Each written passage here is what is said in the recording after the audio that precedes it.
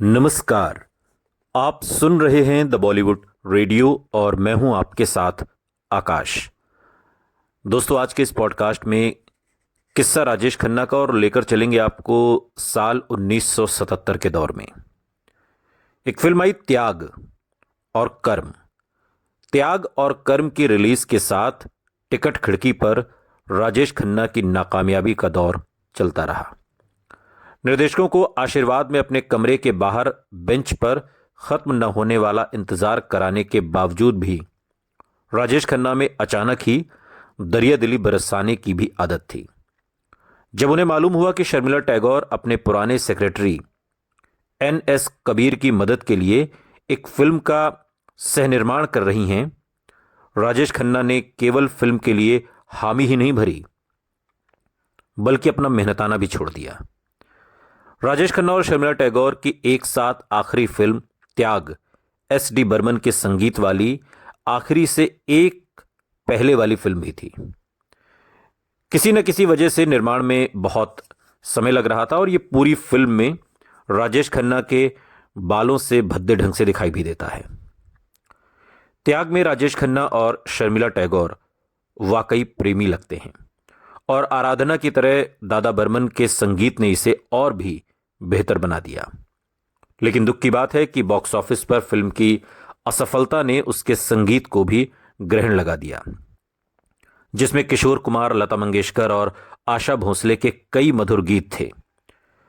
दोनों सितारों में बढ़िया केमिस्ट्री थी और वो एक दूसरे के पूरक थे, इतने कि जिस ठीक से न लिख पा जाने वाले सीन से वे अलग होते थे, यानी कि जिस ठीक से न लिखे जाने वाले दृश्य में वे अलग होते हैं वो भी सच लगने लगता है।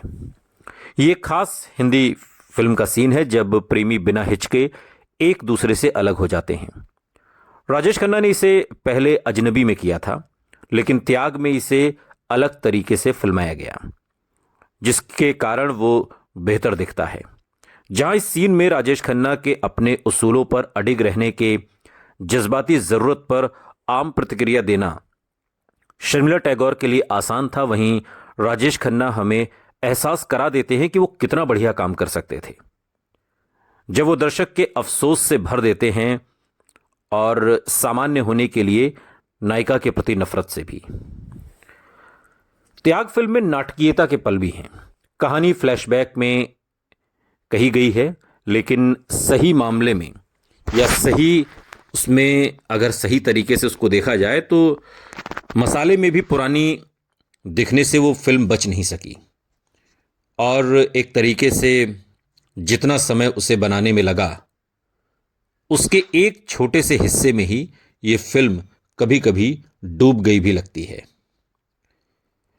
त्याग की तरह ही कर्म भी एक अलग तरीके की भिन्न प्रेम कहानी के आसार थे इस फिल्म में, और त्याग की तरह ही वो पुराने ढंग की भी नहीं लगती थी। बी.आर. चोपड़ा द्वारा निर्मित और निर्देशित कर्म लिव इन यानी कि शादी से पहले एक साथ रहना जैसे रिश्ते को दिखाने वाली पहली फिल्म थी, शायद शक्ति जो 1982 में आई उससे वर्षों पहले। उस वक्त की जो अगर कुछ एक फिल्मों को देखें तो थकी हुई एक्शन या उछल कूद वाली फिल्मों से अलग प्रयास करने वाली कर्म शुरू तो बहुत अच्छे ढंग से हुई और आखिरी चौथे हिस्से तक बहुत दिलचस्प भी रही, जिसके बाद वो अति नाटकीयता में फंस गई और उससे उबर नहीं पाई। अगर बी.आर. चोपड़ा फिल्म के तीनों किरदारों का एक दूसरे से आमना सामना होने पर उनकी नैतिक और भावनात्मक दुविधा को दिखाते रहते, बजाय हिंदी सिनेमा की जरूरत से ज्यादा बढ़ा चढ़ाकर दिए गए हल के, तो हो सकता है फिल्म इतनी बनावटी न लगती। इसके अलावा कर्म अगर कुछ साल पहले बनी होती तो शायद बॉक्स ऑफिस पर बेहतर चलती, क्योंकि अमर अकबर एंथोनी, धर्मवीर, हम किसी से कम नहीं, ड्रीम गर्ल और खून पसीना जैसी फिल्मों के आगे इतनी संवेदनशील फिल्म के टिकने की संभावना कम ही थी। यश चोपड़ा और कभी कभी की मिसाल देकर राजेश खन्ना की अगली भूमिका ऐसी थी जो उनकी तरह की नहीं थी। अगर कभी कभी में अमिताभ बच्चन ने ऐसे किरदार पर हाथ आजमाया था जो राजेश खन्ना नींद में भी कर सकते थे, तो राजेश खन्ना ने भी अंततः कुछ ऐसा करने का फैसला किया जो उनके ख्याल में वक्त के मुताबिक हो। जब से आयन फ्लेमिंग के जेम्स बॉन्ड ने फिल्मों में कदम रखा था, इस महान जासूस ने हिंदी फिल्म जगत को आकर्षित किया था और फर्ज, हमसाया जो 1968 में आई, या आंखें, यकीन जैसी फिल्मों में कामयाब भी रहा। जहां राजेश खन्ना ने द ट्रेन में सादे लिबास में पुलिस ऑफिसर की भूमिका की, वहीं अब उन्हें आखिरकार एक ऐसे बेनाम जासूस का किरदार निभाने का मौका मिला जो कुछ भी कर सकता है। भूतपूर्व अभिनेता जॉय मुखर्जी द्वारा निर्देशित छैला बाबू 1977 में ताज्जुब में डालते हुए सफल हो गई और राजेश खन्ना के लिए टिकट खिड़की पर अकाल भी खत्म किया। शोमू मुखर्जी द्वारा लिखी गई और अच्छी रफ्तार वाली छैला बाबू 70 के दशक की एक खास थ्रिलर थी, तेज रफ्तार और कैंप जैसे आकर्षण वाली, जिसमें आनंद बख्शी के मस्ती भरे गीतों पर लक्ष्मीकांत प्यारेलाल का 70 के दशक का पांव थिरकाने वाला संगीत था। कल रात सड़क पे एक लड़की ने मुझको आवाज दी, टैक्सी टैक्सी, या मैं छैला बाबू, और वो पांव थिरकाने वाला यार दिलदार तुझे कैसा चाहिए, प्यार चाहिए कि पैसा चाहिए। बहुत ही शानदार गीत और बहुत ही मकबूल गीत, और लोगों को आज भी ये गाने भुलाए नहीं भूले हैं। महाचोर एक फिल्म आई इसी दौर में, और महाचोर में राजेश खन्ना ने कॉमेडी के लिए हुनर दिखाया था जो उनकी ऋषिकेश मुखर्जी की नमक हराम, आनंद और बावर्ची में हल्के फुल्के पलों से बढ़कर था। और छैला बाबू के अधिकांश सीन्स में यही जिंदा दिली उसे मौज मस्ती वाली फिल्म बना देती है। अगर आराधना में उन्हें वो करने का मौका दिया गया जिसमें वो अच्छे थे, यानी कि रोमानी हीरो का किरदार, तो छैला बाबू ने कॉमेडी के प्रति उनके रुझान के लिए वही किया और उन तत्वों को जो उनकी पिछली कुछ असफल फिल्मों में बढ़िया रहे थे, और उस वक्त की शैली के साथ मिला देने से छैला बाबू एक मनोरंजक फिल्म बन गई जो अंततः बेहद कमजोर रही। जिसने ये भी कहा कि किसी अच्छी चीज की अति बुरी होती है, शायद उसके मन में राजेश खन्ना ही रहे होंगे। और एक तरीके से छैला बाबू की कामयाबी ने उसे नुस्खे को दोहराने के लिए उकसाया। वैसे ही नतीजे की उम्मीद में, मगर चलता पुर्जा जो 1977 में आई बहुत बुरी तरह डूब गई। उस दौर की लोकप्रिय फिल्मों जैसे फिल्मों में काम करने की राजेश खन्ना की कोशिश होने के साथ साथ बप्पी सोनी की चलता पुर्जा खास 70 के दशक की उन फिल्मों जैसी थी जिसे पश्चिमी जगत की बॉलीवुड की रस्मी फिल्मों से जोड़ता था। अमीर बनाम गरीब के हमेशा वाले सवाल, अमीरों की गरीबों के प्रति संवेदनहीनता, रूह की गिरावट, बंदूकें, जुआ, कैबरे, नृत्य, चमकीले कपड़ों में बदमाश के साथ भ्रष्ट होने पर मजबूर ईमानदार मर्द और औरतें, चाहे थोड़े समय के लिए सही, लेकिन ऐसे विषय हैं जो उस दौर में 70 के दशक के मध्य से लेकर 80 के दशक के आखिर तक खूब चले। और यह कहना गलत नहीं होगा कि जिस नैतिकता से मुख्य धारा का हिंदी सिनेमा आज भी जुड़ा हुआ है, वो 70 के दशक की फिल्मों की एक तरफा बल्कि पलायनवादी नैतिकता का नतीजा भी है। इस फिल्म में राजेश खन्ना जैसे नींद में ही चलते रहे, जो कुछ हो रहा था उस पर ध्यान दिए बिना। बॉक्स ऑफिस पर चलता पुर्जा की बुरी हालत के बारे में सोचने या सोचते रहने की बजाय राजेश खन्ना आगे बढ़ गए और खुद को अनुरोध 1977 में डुबो दिया, जो एक फिल्म आई और जो उत्तम कुमार की बंगाली फिल्म ने देख का रीमेक थी और शक्ति सामंत द्वारा निर्देशित।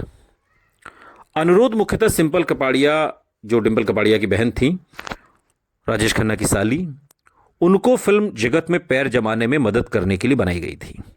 शक्ति सामंत को नायिका के रूप में एक तरीके से सिंपल और राजेश खन्ना को लेकर ये फिल्म बनाने में ज़्यादा दिलचस्पी नहीं थी, क्योंकि वो जानते थे कि भारतीय दर्शक हीरो की असली जिंदगी में साली को उसकी हीरोइन के रूप में कभी स्वीकार नहीं करेंगे। और फिल्म महबूबा के क्लाइमेक्स के समय हुए झगड़े को अभिनेता और निर्देशक भूल गए थे, लेकिन आर डी बर्मन, जिनके साथ राजेश खन्ना की महबूबा के बाद अनबन हो गई थी, उनको स्टार ने यह शालीनता नहीं दिखाई। राजेश खन्ना ने, शक्ति सामंत ने इस काम के लिए लक्ष्मीकांत प्यारेलाल को लिया, लेकिन क्योंकि राजेश खन्ना आर डी बर्मन को लेने में ज्यादा दिलचस्पी नहीं रखते थे और इस जोड़ी ने अच्छा संगीत भी दिया। अनुरोध की पटकथा नायक नायिका के पर्दे के पीछे के रिश्ते को ध्यान में रखकर लिखी गई थी और बेशक इस बात का ध्यान रखा गया कि चाहे राजेश खन्ना नायिका के लिए प्रेम गीत ही गा रहे हों और वो उनके लिए तड़प रही हो, फिर भी एक सीमा को पार न किया जाए। लेकिन दर्शक बेवकूफ नहीं थे। शक्ति सामंत को अनुरोध के होने वाले हश्र की उम्मीद थी और जब वो बॉक्स ऑफिस पर नाकामयाब रही तो उन्होंने दुख जताया कि अगर फिल्म में कोई और नायिका रही होती तो फिल्म नाकामयाब नहीं होती। और वो गलत नहीं थे। कौन अक्लमंद रोमांस के राजा को अपनी, जो रोमांस का राजा कहा जाए, तो रोमांस के राजा को अपनी प्रेमिका के लिए सुंदर जगहों में प्रेम गीत गाते हुए भी उससे परे रहने की कोशिश करते देखने के लिए पैसे खर्च करके जाता। राजेश खन्ना का जादू विशेषकर हल्के फुल्के दृश्यों में जकड़ लेने वाला है और अनुरोध मन लुभाने वाली एक मनोरंजक फिल्म है और उसके गीत भी एक प्रकार का बोनस हैं। आनंद बख्शी, लक्ष्मीकांत प्यारेलाल की संगत ने किशोर कुमार के 2 यादगार गीत दिए।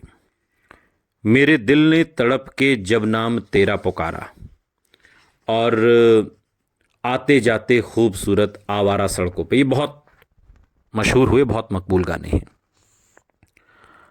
जो देश भर में आज भी लगभग हर रोज रेडियो पर बजते हैं।